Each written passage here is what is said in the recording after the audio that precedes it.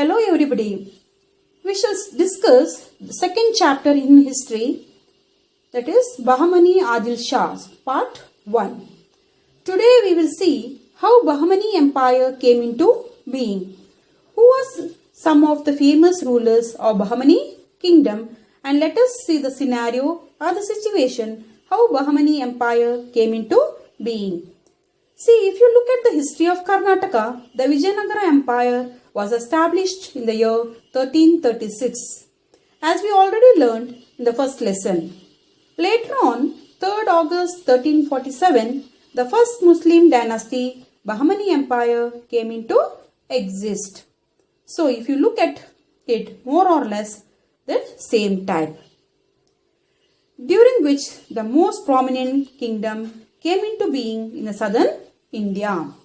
So, Bahamani Empire is also known as Bahamani Sultanates or Bahamani Kingdom. It was a Persianate Muslim empire of the Deccan in South India. The word Persianate means that they were heavily influenced by the Persian culture, Persian language. So, it was more or less, it is said that Persian culture, customs and traditions that were followed during Bahamani Kingdom. It was the first independent Muslim kingdom of Deccan, and it was known for its perpetual wars with the Hindu rivals of Vijayanagara. So obviously we already had Delhi Sultans in the north, but in the Deccan, that is south, Bahamani Empire was first independent Muslim kingdom. It was established in the northern part of Vijayanagara Empire. So, if you look at the map, it was in the northern part of Vijayanagara Empire. There were the two neighboring kingdoms. The Bahamani Empire was in the northern part of Krishna River, and Vijayanagara Kingdom or the empire was in the southern part of Krishna River. So, what are the places that Bahamani Empire had in its kingdom? It had the parts of present Karnataka, Maharashtra and Andhra Pradesh or Telangana. So, if you look at this map, the shaded part that you see, that was the Bahamani Empire, and other part was the Vijayanagara Empire. So, you will get to know the clear picture. These were the two neighboring kingdoms. In the beginning, Kalburgi and later Bidar were their capitals. Tajuddin Firoz Shah was a great sultan in Delhi in Bahamani dynasty. So let us see how the Bahamani Empire came into being. Alauddin Hasan Gangu, BahamaniShah, he was the first emperor or the ruler of Bahamani Kingdom. He ruled from 1347 to 1350 AD. The Bahamani Empire that was established in 1347 by Alauddin Hasan Gangu, BahamaniShah. He was earlier working at army of Delhi Sultan. Muhammad bin Tughlaq, you might all have heard about Muhammad bin Tughlaq. He is one of the very famous ruler of Delhi Sultanate. Now, Alauddin Hasan Gangu, he had some difference in opinion with Muhammad bin Tughlaq. So, Bahamani Empire was founded as a revolt against Muhammad bin Tughlaq of Delhi Sultanate. So, Alauddin Hasan Gangu had difference, or he revolted against his ruler, and they were also some of very influential people who supported him, because they were also not very happy with the Delhi Sultanate. So that is how the empire came into being. So after that, it was MahmoudShah I. Alauddin was succeeded by his son MahmoudShah I, who ruled from 1358 to 1377 AD. He was an able general and an able administrator. He defeated Kapaya Nayaka of Warangal and Vijayanagara ruler Bukka I. And after that, next ruler was MahmoudShah II, 1378 to 1397. He ascended the throne in 1378. He was a peace lover and developed friendly relations with his neighbors. He built many mosques. Madrasa means a place of learning. In present day, we call it as university and hospitals. Next important ruler was Tajuddin Firozshah, who ruled from 1397 to 1422. He was a great sultan in Bahamani dynasty and he is one of the most important ruler of Bahamani dynasty. He expanded his kingdom and even succeeded in conquering the Raichur Doab from Vijayanagara kingdom. He defeated the Vijayanagara ruler Devaraya first. So, if you look at the history, each ruler of Bahamani Empire always fought with Vijayanagara Empire. He was liberal, judicious and believer of God. He made copies of Quran and edited it for his whole life. That shows, despite being a very famous king, having many success in his military assignments, he was still a very religious, very judicious. He gave a lot of importance to law and order and he believed in God and also believed in spreading message of God through Quran.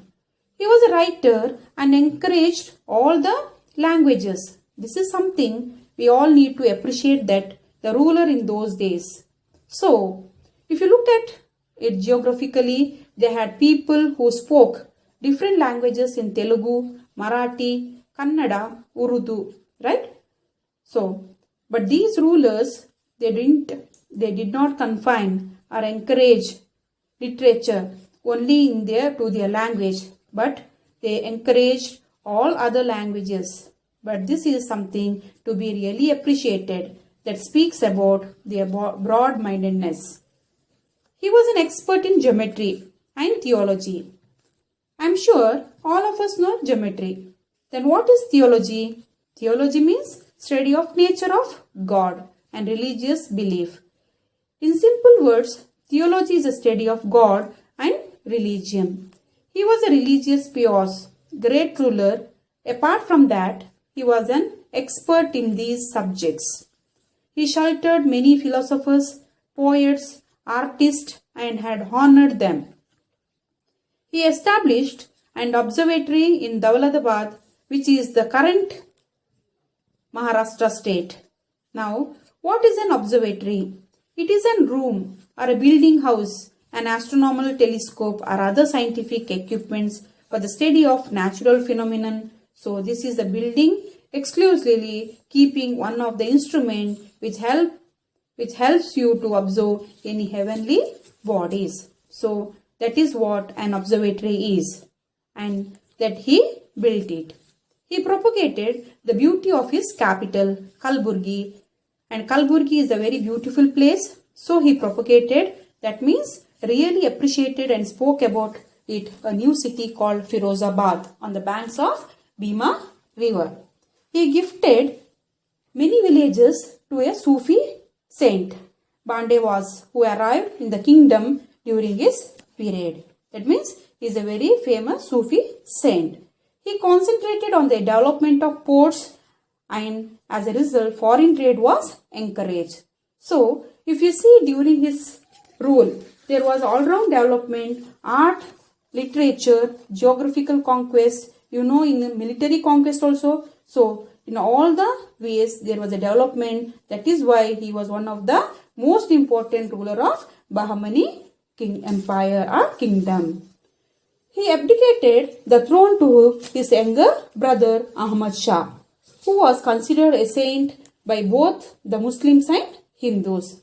Firozshah died on 1st October 1422 in Gulbarga. If you look at this is the tomb of Tajuddin Firozshah. Now let us learn a little bit about MahmoudShah, who ruled from 1422 to 1435. As I told you, he was considered a saint by both Muslims and Hindus. Muslims considered him to be a wali. Wali means friend of God. And Hindus considered him to be a avatar of Allama Prabhu. a Vachana poet who lived before Basavanna. So, Basavanna, all of us know, a great Vachana poet. That was the time of Vachana Sahitya. So, Allama Prabhu was a great Vachana poet before Basavanna. So, see, this is something really great. People of both religion considered somebody to be a god or avatar of a saintly person, are considered to be a friend of God, that considers, that says this person was really good. He is the only king to be treated as such by his followers. See now, this is very important. We have to learn about the reign about MahmoudShah III, because that is then MuhammadGovan comes into picture. All you must have heard about Govan. He is the person of great importance in history. Now, what happened and why MuhammadGovan became such an important person in Bahamani Empire? MahmoudShah III was only 9 years old when he became king. Okay, so at this age, he could be a king for namesake, and he could not take any decision.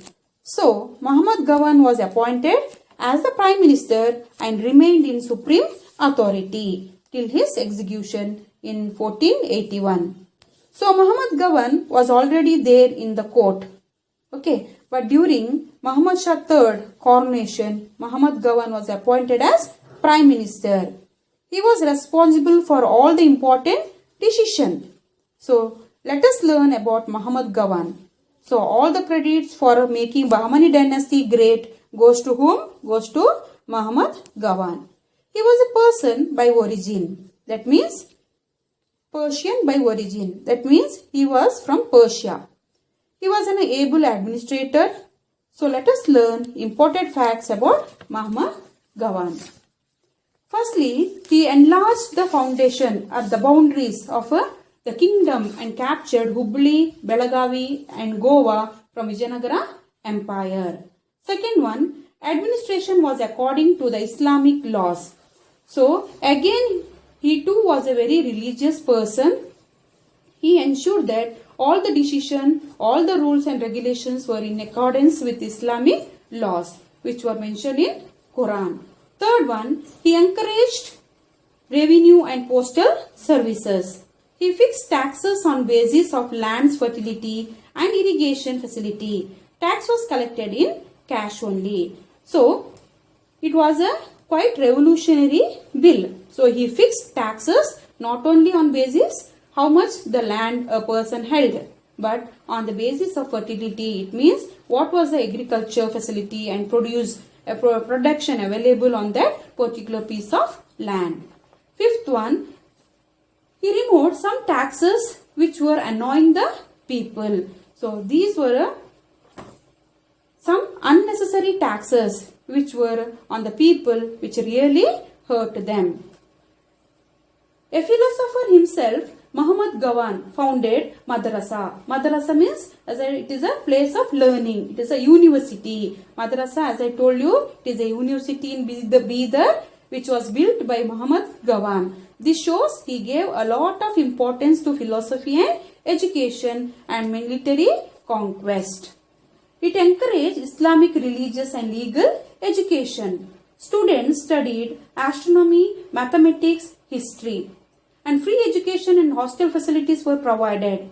Around 3,000 manuscripts were in library of Madrasa. Huge library were there in Madrasa. The last point, MahmoudGovan contributed a lot in making Bahamani kingdom great. In all-round development, it may be in military aspects, arts and literature, in all the fields he made its kingdom great. But regional leaders were jealous of his name or fame and conspired him to be murdered.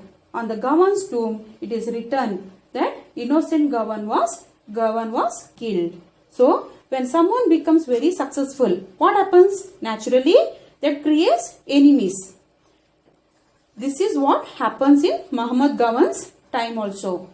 Many of regional leaders could not tolerate his publicity and success. So he decided him to kill.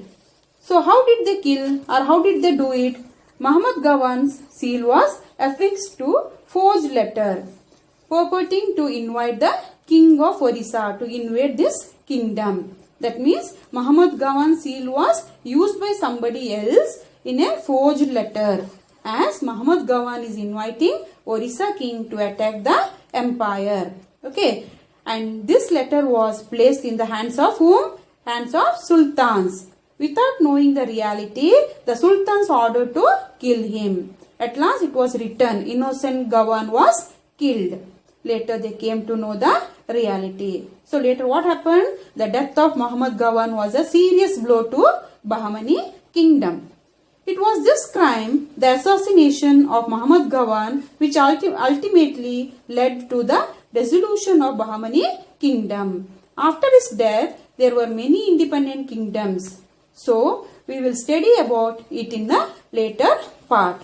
In the second video of this lesson, I will be back again with the cultural contribution of the Bahamani kingdoms, and we will also study about the different rulers as you studied. As we know that Bahamani kingdom will not remain as one. It will split. So, we will see what are those independent kingdom and who are some of the important rulers in those kingdom. And I hope you have understood everything that was explained. Thank you.